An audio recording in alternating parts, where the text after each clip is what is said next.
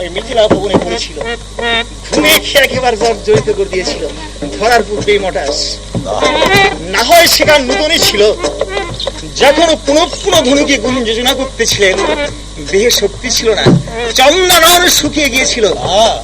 তখন পিছন হতে কেউ শক্তি যোগায়, সেই শক্তি আর আপনার শক্তি একত্রিত হয়ে ওই ধনক ভঙ্গ হয়েছে, একার বাহু বলে নয়। আচ্ছা আরো আচ্ছা, আমি বলি শপথটাও দিলাম আগে পানি। আমি বলি ব্যাখ্যা করবেন। সপ্ততাল ভেদ করা তোমাদের কাছে তীর্ণ সেটা ক্ষমতা? হ্যাঁ মহাশয়, ওটাকে আমরা ঘাট সেটা ক্ষমতা বলে থাকি। আমাদের দু ভাইয়ের যে কোনো একজন ইচ্ছা করলে যে কোনো মুহূর্তে 23 তাল ভেদ করতে পারি। আচ্ছা তাহলে আরো বলছি, আমি বলি এত বনে বদলে রাজা বালি। আমি বললি হাতে ধরলাম তুলে দিলে কান। ওরে পারি না যা নাই রাজ্য নাই নাই লঙ্ঘ নাই বিনয় পুরাধে বালির বধে ওরে সম্মুখ সংগ্রামে যদি আমি তো বুঝি বালি কেমন। ওরে সম্মুখ সংগ্রামে বুঝি বালিকে বধিয়ে হলে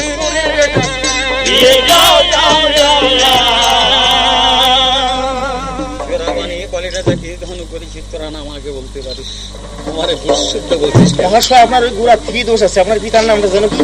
মহারাজ দশরথ। মহারাজ দশরথ, এই সেই 3 দশরথ। তা হবে কেন? একই পিতা 3টি কর্ম করেছে। আমরা ছেলে পেলে তো আমরা মনে করেছিলাম আপনার পিতাই 3 জন। তবে যাই হোক, আপনার পিতা দশরথ বহুদিন পূর্বে অন্ধপুত্র সিন্ধুমণিকে চোরাবানে নিধন করেছিল, আর সেই চোরাবানে আপনি নিধন করলেন বালি রাজাকে। এখন আপনি চিন্তা করে দেখেন কেমন সাধুর বেটা, আমরা কিছু বলতে চাই না। আচ্ছা আরো আছে,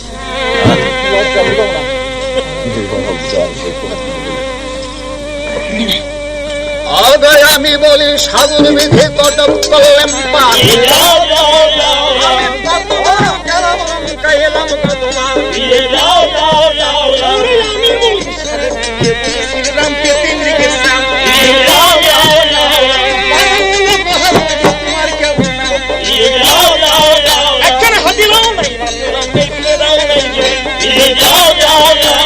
কেমন করে দাও তুমি সাগর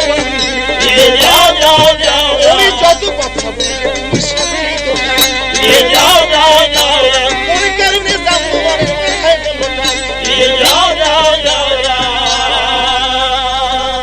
উনি করেছিলেন কি? মসৃণ একখানা হরিণের স্তম্ভ পেতে সাগরকুলে একবার ভেটকি ধরে বসছিল। এদিকে নল নীল জাম্ববান ইহারা পাহাড় পর্বত বই নিয়ে ওই সাগরে ফেলেছে। সাগর বন্ধন হয়ে গেছে, উনি একখান চর্মের পর বসে সবকিছু করেছেন।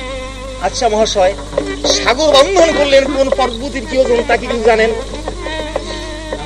জানবো কি আমি নাকি? তাহলে হনুমান নলনী জাম্ববান তারা করেছিল, তারা করলেই তোমার করা। তারা করলে ওনার করা হয় না। যেমন আগুন লাগে রামনগর পুড়ে যায় ঢাকা শহর, অজস্র জল ঢালিছে পাবনায়, অসুখ হয়েছে হোসনের, ওষুধ খেয়ে উদ্দেবে কানাই। কেমন? আচ্ছা তাহলে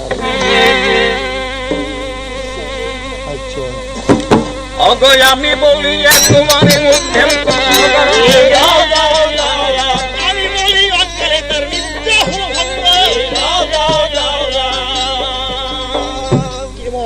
আপনার কি দরকার? ও তো ব্রহ্মার অভিশাপ, 6 মাস নিদ্রা যাবে, একদিন জাগবে। যেমনি অকালে জেগেছি তেমনি মরেছে। আপনি যদি বান নাও মারেন ও তো এমনি মরে থাকি, বিরক্ত হয় না? মরা মেরে খুনের দায় করেছেন মহাশয়। আচ্ছা বড় দেখে বলে আমি বলি একেবারে বলিলে মারাবো।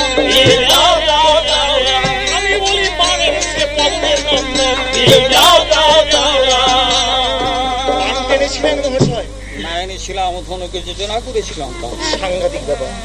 হনুমান কত প্রকার ছলনা করে প্রাণের সাথে ত্যাগ করে রাবণের অন্তঃপুর হতে মৃত্যুবান টেনে দিল। কেন? ও তো বলাই ছিল যে নর বানরের হাতে মৃত্যু। ও হনুমান এমনি যদি ফেলেও দিত তাহলে এমনি মরতো। আচ্ছা আমি বলি রাবণ মেরে ভাই রাম সীতা আমি বলি সেই জন্য রাম ত্রিজগতের পিতা। কি হয়েছে? বললি না যে ত্রিজগতের হ্যাঁ, পিতা। ত্রিজগতের পিতা সত্য কথা বলেছে, আমরা দু ভাই ত্রিজগৎ ছাড়া। তবে বাবার কালে ক্ষমতা এখানে শেষ হয়েছে, আর তো নেই। তবে যতই যাহা বলেন মহাশয়, বিনা যুদ্ধে কাউকে অশ্ব দেব না বলছি। অশ্বরিত হলে যুদ্ধ করিতে হবে।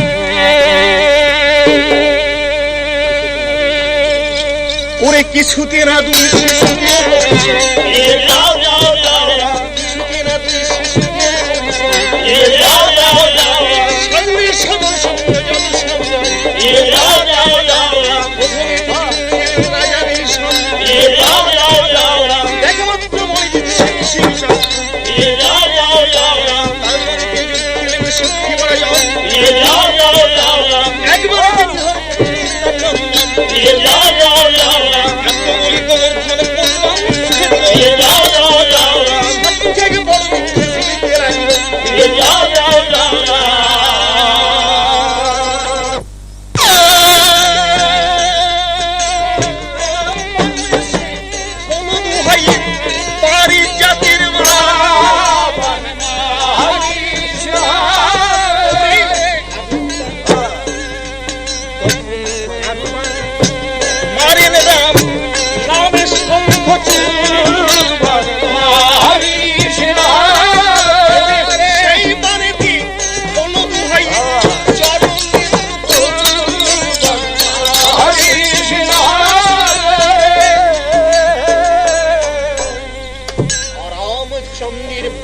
যখন কুশীলবের অঙ্গের আক্রমণ হয়েছে, কুশীলবকে বলছে, দাদা গো, এই রাজা মনে হয় আমাদের কোন আত্মীয় স্বজন হবে, না হলে এইভাবে রণস্থলে এসে কেউ কাউকে সাজিয়ে দেয় না দাদা।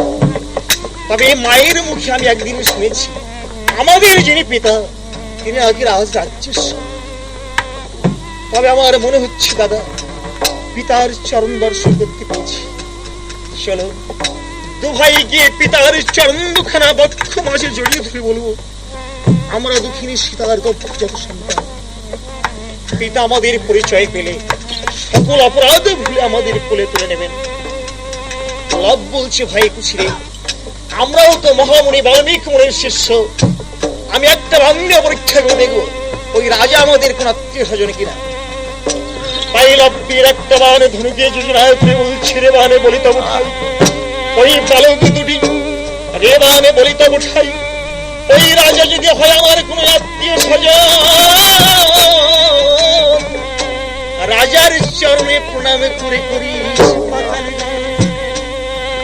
তখন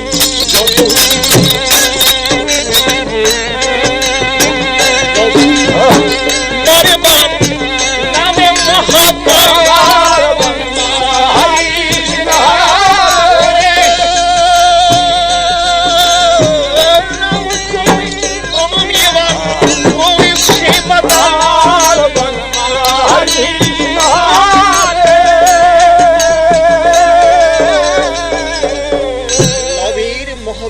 মান যখন রামচরণে প্রণাম করে পাতালে গমন করছে, আর রামচন্দ্র এই সঙ্গে সঙ্গে হস্তের ধনুর বাণ ফেলে দিয়েছেন, কুশীলব হস্তের ধনুর বাণ ফেলে দিয়েছে। তখন রামচন্দ্র কুশীলবের মুখের দিকে চেয়ে বলছেন, কুশীলব, আমি এখনো বুঝতে পেরেছি, আমি বুঝতে পেরেছি কুশীলব, তোরা দক্ষিণী সীতার গর্ভজাত সন্তান। ওরে আমার হারানো মানিক, একবার আমার বক্ষে ছুটে আয় কুশীলব, দেখি তোদের দুভাইকে বক্ষে করে আমার তাবির রক্তখানা শীতল করতে পারি। আর রামচন্দ্র অগ্রসর হচ্ছেন, কুশীলব অগ্রসর হচ্ছে, যায় বুঝি বাল্মীকি মুনির তপবনে পিতা পুত্রের মিলন। আজ যদি বাল্মীকি মুনির তপবনে পিতা পুত্রের মিলন হয়ে যায়, বাল্মীকি মুনির রামায়ণ গ্রন্থ পূর্ণ হয় না, আর রামায়ণ গ্রন্থ এখানে অসম্পূর্ণ থেকে যায়। তাই ব্রহ্মলোক হতে ব্রহ্মদেব জানতে পেরেছেন, বাল্মীকির তপবনে আজ পিতা পুত্রের মিলন হয়ে যাচ্ছে। তখন ব্রহ্মদেব জানতে পেয়ে মায়ের বিন্দুষ্টা সরস্বতীকে আদেশ করেছেন। মায়ের বিন্দুষ্টা সরস্বতী এসে আর রামচন্দ্রের এবং কুশলাবী রসনাগ্যে ভরে পড়েছে। ওই সঙ্গে সঙ্গে রামচন্দ্র পুত্র স্নেহ ভুলে গিয়েছেন, কুশল পিতৃভক্তি ভুলে গিয়েছে। উভয়কে উভয় আবার শত্রু ভাবে দেখতে পাচ্ছি।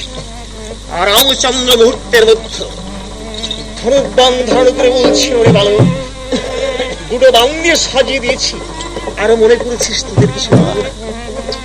তোরা যখন আমার সেনা গণভক্ত গণভক্তি সকলে তিনি ধন করেছিস, তোদের আর প্রাণ নিয়ে বাইরে করে যেতে দেবো না বালক।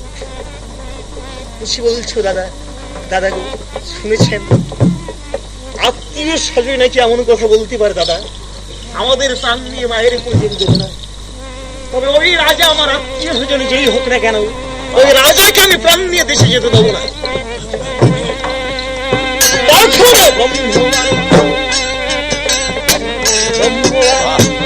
ধরে খুশি চুরিয়া ধন পানের মুখে অগ্নি ওঠে, দেখো ঝালঞ্জে ঝাল জয় সীতা।